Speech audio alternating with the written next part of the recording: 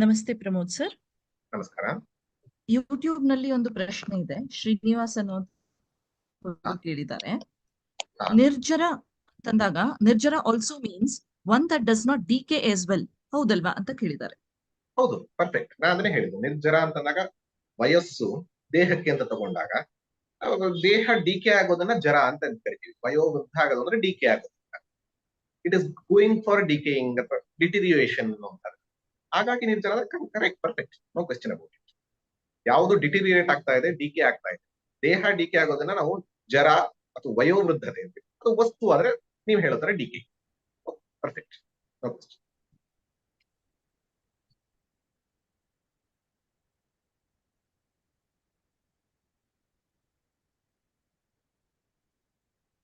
ಹಾಗೆ ಅವರದೇ ಇನ್ನೊಂದು ಪ್ರಶ್ನೆ ಇದೆ.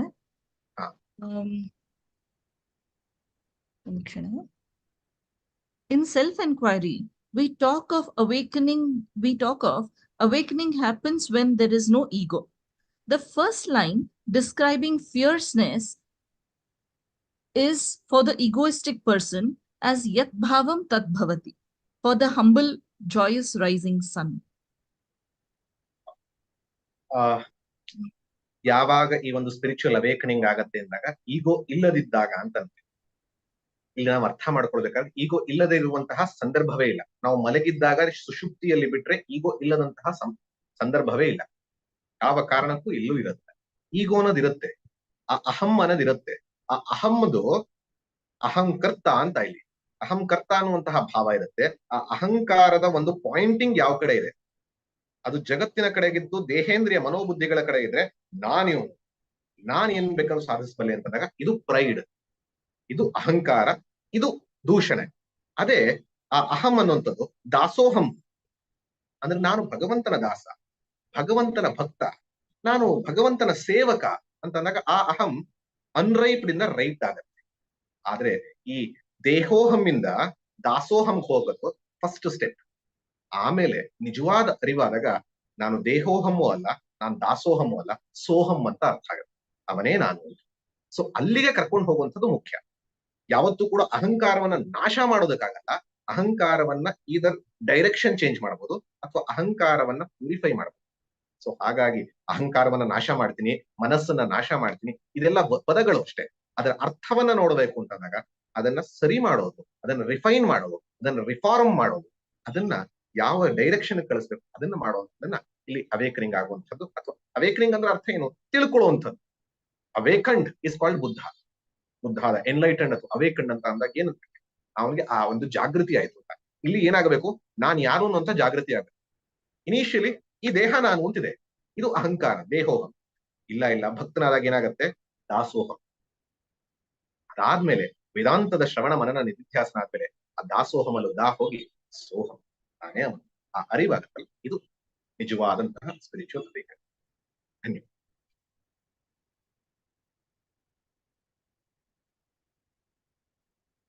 ನಮಸ್ತೆ ಗುರುಜಿ, ನನ್ನ ಪ್ರಶ್ನೆ ಅಲ್ಲ, ಜಿಜ್ಞಾಸೆ. ಅಂದ್ರೆ ನೀವು ಭಕ್ತರು ಶರಣಾಗತಿ ಆದ್ರೆ ಭಗವಂತ ಉದ್ಧರಿಸ್ತಾನೆ ಅಂತ ಹೇಳಿದ್ರಿ. ಒಂದು ಹಂತ ದಾಟಿದಾಗ ನಾವು ಪ್ರಾಪಂಚಿಕತೆಯಿಂದ ಆಧ್ಯಾತ್ಮಿಕ ದಾರಿಗೆ ಬಂದಾಗ ಅವನು ಹೊಲಿಸ್ಕೊಳಕ್ಕೋ ಅಥವಾ ನಾವು ಆರಾಧಿಸಕ್ಕೊತ್ತು ಎಷ್ಟೆಲ್ಲಾ ಮಾಡಿದ್ರು ಇನ್ನೂ ಭಗವಂತ ಒಲಿಲಿಲ್ವಲ್ಲ ಅಂತ ಒಂದು ಮಾನಸಿಕವಾಗಿ ನಾವು ಒಂದೊಂದ್ಸಲ ನಮ್ಮ ಪ್ರಯತ್ನ ಸಾಲದೇನು ಅಂತ ಅನ್ಸ್ಬಿಡತ್ತೆ. ಅಂತ ಸಮಯದಲ್ಲಿ ನಾವು ನಮ್ಮ ಮನಸ್ಸನ್ನು ಹೇಗೆ ನಾವು ಉದ್ಧಾರ ಮಾಡ್ಕೋಬೇಕಾಗತ್ತೆ? ಅಥವಾ ಇನ್ನೂ ನಮ್ಗೆ ವಿಘ್ನಗಳ ಬರ್ತಿದ್ರೆ ಭಗವಂತನಿಗೆ ಕೊಡೋ ಪರೀಕ್ಷೆನ ಅಂತ ಅನ್ಕೋಬೇಕಂತ ನನ್ನ.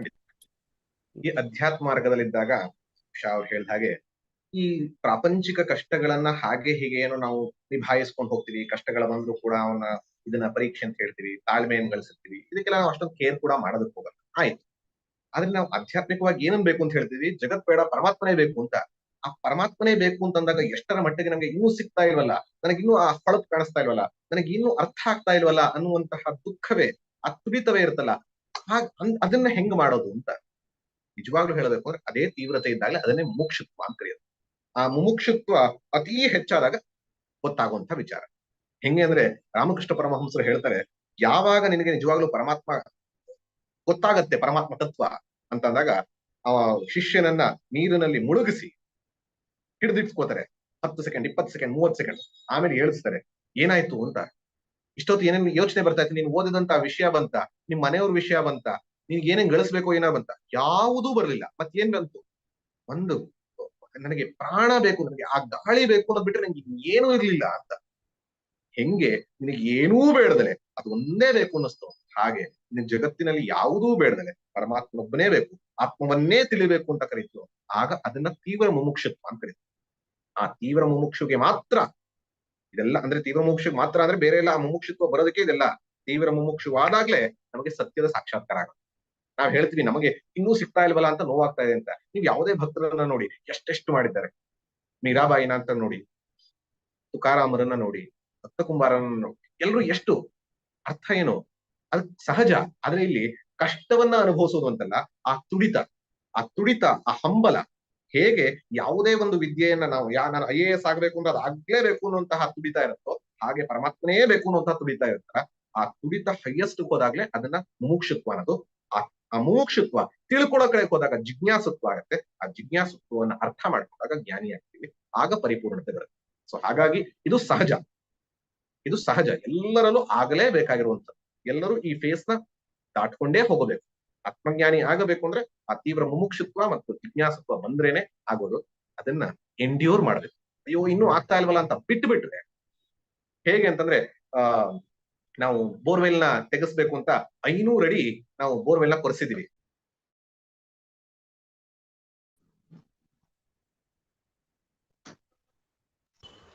500ಕ್ಕೆ ಸಿಕ್ಲಿಲ್ಲ ಅಂತ ಹೇಳಿ ಅಯ್ಯೋ ಬೋರ್ವೆಲ್ ಆಗ್ಲಿಲ್ಲ ಅಂತ ಬಿಟ್ಬಿಡ್ತೀವಿ. ಆದ್ರೆ 550 ತೆಗೆದಿದ್ರೆ ಅಲ್ಲೇ ಸಿಕ್ತಿತ್ತು, ನಾವು 50ಕ್ಕೆ ಹೋಗಿಲ್ಲ, ಅಷ್ಟು ದೂರ ಹೋಗಿ ವಾಪಸ್ ಬಂದಂಗಾಗತ್ತೆ. ಹಾಗಾಗಿ ಆ ಎಂಡ್ಯೂರೆನ್ಸ್ ನ ಬೆಳೆಸ್ಕೊಳ್ಳುವಂಥದ್ದು ಮುಖ್ಯ. ಸೊ ಪ್ಲೀಸ್ ಕಂಟಿನ್ಯೂ ಅಂತಾದ್ರೆ ಇನ್ನು ಹೆಚ್ಚು ಮಾಡ್ಕೊಳ್ಳಿ. ಆ ಹೆಚ್ಚು ಮಾಡ್ಕೊಂಡಾಗ್ಲೇ ಹೊಳೆಯುವಂಥದ್ದು. ಧನ್ಯವಾದ. ನಮಸ್ತೆ ಸರ್. ಸರ್, ಇವಾಗ ನೀವು ಹೇಳಿದ್ರಲ್ಲ, ನಾವು ಇವಾಗ ನತಮಸ್ತಕರಾದ್ರೆ ನಮಗೆ ಭಗವಂತ ಕಾಯ್ತಾನೆ ಅನ್ನೋದು ನಮ್ಗೆಲ್ಲ ಗೊತ್ತಿದೆ. ಆದ್ರೆ ನಾವು ಆ ವಿವೇಕನೂ ಇದೆ. ಆ ಪ್ರಸಂಗ ಬಂದಾಗ ನಾವು ಸ್ವಲ್ಪ ಆ ವಿವೇಕ ಒಂದು ಸ್ವಲ್ಪ ಮಟ್ಟಿಗೆ ಮಾತ್ರ ಅಬ್ಸೆಂಟ್ ಆಗಿಬಿಟ್ಟಿರ್ತದೆ ಅಲ್ಲಿ. ಮತ್ತೆ ಆವಾಗ ನಾವು ಜಾಗೃತರಾಗಿ ಹೇಗಿರ್ಬೇಕು, ಅದಕ್ಕೆ ಯಾವ ಉಪಾಯ ಇದೆ? ನಮ್ಗೆ ವಿಷಯ ಗೊತ್ತಿದೆ, ಆದ್ರೂ ಒಂದೊಂದ್ಸರಿ ಕೈ ಚೆಲ್ಲಿ ಬಿಡತ್ತಲ್ಲ, ಹೆಂಗೆ ಅಂತ. ಅದಕ್ಕೆ ಹೇಳ್ತಾರೆ, eaten food is not important, digested food is what gives you nutrition. ನಾವು ಎಷ್ಟು ಊಟ ಮಾಡಿದ್ವಿ ಅನ್ನೋದಲ್ಲ ಮುಖ್ಯ, ಎಷ್ಟು ಜೀರ್ಣಿಸ್ಕೊಂಡಿವಿ ಅನ್ನೋದು ಮುಖ್ಯ. ಅದೇ ನಮ್ಗೆ ಶಕ್ತಿ ಕೊಡೋದು. ಹಾಗೆ ನಾವು ಇಲ್ಲಿ ಈ ಪ್ರವಚನಗಳಿಂದ, ಉಪನ್ಯಾಸಗಳಿಂದ, ವೇದಾಂತದ ಶ್ರವಣದಿಂದ 100 ವಿಷಯ ಕೇಳಿಸ್ಕೊಂಡಿರ್ತೀವಿ. ಕೇಳಿಸ್ಕೊಳ್ಳೋದು ಎಷ್ಟು ಅನ್ನೋದಲ್ಲ, ಜೀರ್ಣಿಸ್ಕೊಳ್ಳೋದು ಮುಖ್ಯ. ಶ್ರವಣ ಅನ್ನೋದು ಸತ್ಸಂಗದಿಂದ ಒಂದಷ್ಟು ಕೇಳಿಸ್ಕೊಳ್ತೀವಿ, ಇದೆಲ್ಲ ಆಗತ್ತೆ ಬರುತ್ತೆ, ಅದೆಲ್ಲ ಕೇಳಿಸ್ಕೊಂಡಿದೀವಿ, ಜೀರ್ಣಿಸ್ಕೊಂಡಿದೀವಿ ಅನ್ನೋದು ಮುಖ್ಯ. ಜೀರ್ಣಿಸ್ಕೊಂಡಿದ್ರೆ ಹೇಗೆ ಜೀರ್ಣಿಸ್ಕೊಂಡಂತ ಆಹಾರ ದೇಹಕ್ಕೆ ಶಕ್ತಿ ಕೊಡುತ್ತೋ, ಜೀರ್ಣಿಸ್ಕೊಂಡಂತಹ ವಿಷಯ ಮನಸ್ಸಿಗೆ ಶಕ್ತಿ ಕೊಟ್ಟೇ ಕೊಡುತ್ತೆ. ನಿಮಗೀಗ ಒಂದೊಂದು ಕ್ಷಣದಲ್ಲಿ ಕೈ ಮೀರ್ತಾ ಇದೆ ಅಂದ್ರೆ ಅರ್ಥ ಜೀರ್ಣಿಸ್ಕೊಂಡಿದ್ದೀರಾ, ಒಂದ್ ಸ್ವಲ್ಪ ಜೀರ್ಣಿಸ್ಕೊಂಡಿದ್ದೀರಾ, ಒಂದಷ್ಟು ಜೀರ್ಣಿಸ್ಕೊಂಡಿದ್ದೀರಾ. ಜೀರ್ಣಿಸ್ಕೊಂಡಿರೋದಕ್ಕೆ ಒಂದೊಂದು ಕಾಲದಲ್ಲಿ ನಿಮ್ಗೆ ಅದು ಕೈ ಬರ್ತಾ ಇದೆ, ಪರಿಪೂರ್ಣವಾಗಿ ಜೀರ್ಣ ಆಗಿಲ್ಲಲೋ ಕಾರಣ ಇನ್ನು ಒಂದೊಂದ್ಸರಿ ಬಿಟ್ಟು ಹೋಗ್ತಾ ಇದೆ. ಹಾಗಾಗಿ ಏನ್ ಮಾಡ್ಬೇಕು, ಇನ್ನೂ ಆಗೇನ್ ಮಾಡ್ಬೇಕು, ಹಾಗಾದ್ರೆ ಜೀರ್ಣಿಸ್ಕೊಳ್ತೀನಿ ಅಂತ ಕೂತ್ಕೊಳಕಾಗತ್ತ? ಜೀರ್ಣಿಸ್ಕೊಳಕ್ ಊಟ ಮಾಡ್ಬೇಕು ಫಸ್ಟ್. ಸೊ ಮತ್ತೆ ಕೇಳಿಸ್ಕೊಳ್ಬೇಕು, ಹೆಚ್ಚು ಹೆಚ್ಚು ಶ್ರವಣ ಮಾಡ್ಬೇಕು. ಹೆಚ್ಚು ಹೆಚ್ಚು ಕೇಳಿಸ್ಕೊಳ್ತಾ ಇದ್ದಾಗ ನಾವು ಮಕ್ಕಳಿಗೆ ಟಾನಿಕ್ ಹಾಕ್ತಿವಿ ಅಂತ ಅನ್ಕೊಳ್ಳಿ. ಮಕ್ಕಳಿಗೆ, ಚಿಕ್ಕ ಮಕ್ಕಳಿಗೆ ಹಾಕ್ತಿವಿ, ಒಂದು 3 ಸ್ಪೂನ್ ಹಾಕ್ತಿವಿ. ಯಾಕೆ 3 ಸ್ಪೂನ್ ಹಾಕ್ತಿವಿ ಅಂದ್ರೆ 3 ಸ್ಪೂನ್ ಹಾಕಿದ್ರೆ 1 ಸ್ಪೂನ್ ಆದ್ರೂ ಒಳಗ್ ಹೋಗುತ್ತೆ ಅಂತ, ಎಷ್ಟೊಂದು ಹೊರಗೆ ಕಕ್ ಬಿಡುತ್ತೆ. ಹಾಗೆ ನಾವು ಕೇಳಿಸ್ಕೊಳ್ಳೋದು ಫಸ್ಟ್ ಕೇಳಿಸ್ಕೊಳ್ತಾ ಹೋಗೋದು ಶ್ರವಣ. ಅದನ್ನ ಡೈಜೆಸ್ಟ್ ಮಾಡ್ಕೊಳ್ಳುವಂಥದ್ದು ಮನನ ಮತ್ತು ನಿಧಿಧ್ಯಾಸ. ಸೊ ಹೀಗಾಗಿ ನಾವು ಶ್ರವಣ ಮಾಡೋದಷ್ಟೇ ಅಲ್ಲ, ಕೇಳಿಸ್ಕೊಳ್ಳೋದಷ್ಟೇ ಅಲ್ಲ, ಅದನ್ನ ಅನುಷ್ಠಾನಕ್ಕೆ ತಂದಾಗ, ಅದರಲ್ಲಿ ಬಂದಂತಹ ವಿಷಯಗಳನ್ನ ನಮ್ಮ ಜೀವನದಲ್ಲಿ ಕಾರ್ಯರೂಪಕ್ಕೆ ತಂದಾಗ ಈ ಯಾವ್ದು ಹೇಳ್ತಾ ಇದೀವೋ ದೀಸ್ ಥಿಂಗ್ಸ್ ಬಿಕಮ್ ಇಮ್ಮೆಟೀರಿಯಲ್.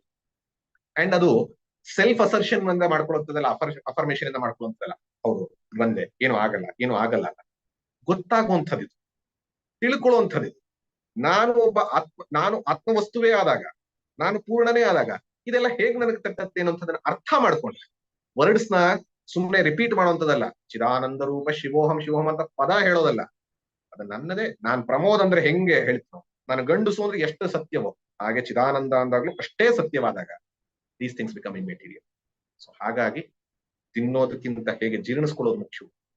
ಆದ್ರೆ ಜೀರ್ಣಿಸ್ಕೋಬೇಕು ಅಂತ ತಿನ್ಲೇಬೇಕು, ತಿಂದಲೇ ಜೀರ್ಣಿಸ್ಕೊಳಕ್ಕಾಗಲ್ಲ. ಹಾಗೆ ಕೇಳಿಸ್ಕೊಳ್ಳೋದು ಅತಿ ಮುಖ್ಯ, ಕೇಳಿಸ್ಕೊಂಡಿದ್ದನ್ನ ಜೀರ್ಣಿಸ್ಕೊಳ್ಳೋದು ನಿಷ್ಠಾರ್ಥದ್ದು ಮುಖ್ಯ.